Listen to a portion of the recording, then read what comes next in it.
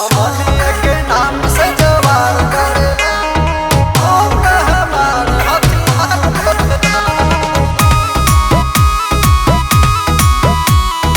Music by Vinod Singh.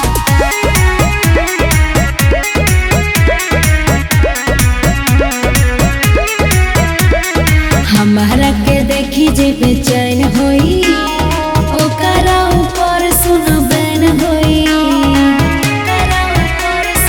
एहो हमारा के देखी जे बेचैन होई ओकरा ऊपर सुन बैन होई करवाई दे हम मर्डर जे भी बोल बोलेला अरे बोल बोलेला अरे बोल बोलेला हमनिया के नाम से जवार डरेला अरे हम ना हमार हथियार बोलेला।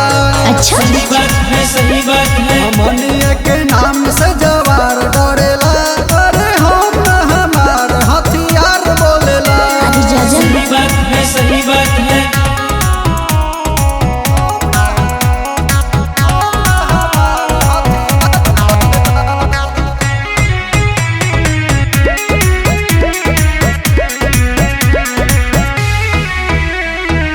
हमारी यार हटे बड़े अपराधी तोरा जिंदगी के कदी बर्बादी बारे में हमारा बता दी है खाली जितना मन करे उतना जुटाली तोरा जैसे ढेर लेके करे उतना जुटाली। हमारी यार हटे बड़े अपराधी तोरा जिंदगी के कदी बर्बादी बारे में हमारा बता दी है खाली जितना मन करे उतना जुटाली।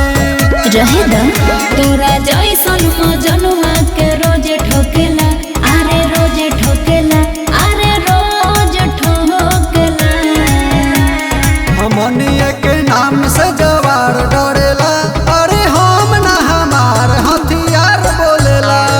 सही बात है हमनिया के नाम से जवार डरेला अरे हम ना हमार हथियार बोलेला।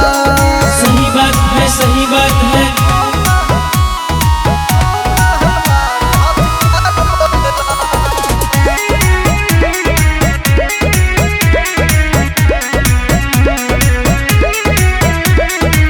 अमली पे अपना नचावेला जवार के कुछो न बुझेला तोरा जस गवार के ओकरा से बड़े बड़े करीला कांड रे हई हम अपना के खुदे बरांड रे हई हम अपना के खुदे बरांड रे। अमली पे अपना नचावेला जवार के कुछो न बुझेला तोरा जस गवार के ओकरा से बड़े बड़े करीला कांड रे हई हम अपना के खुदे बरांड रे।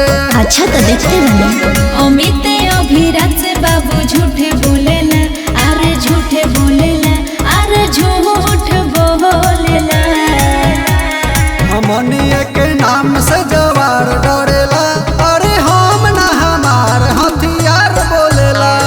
सही बात है सोनू के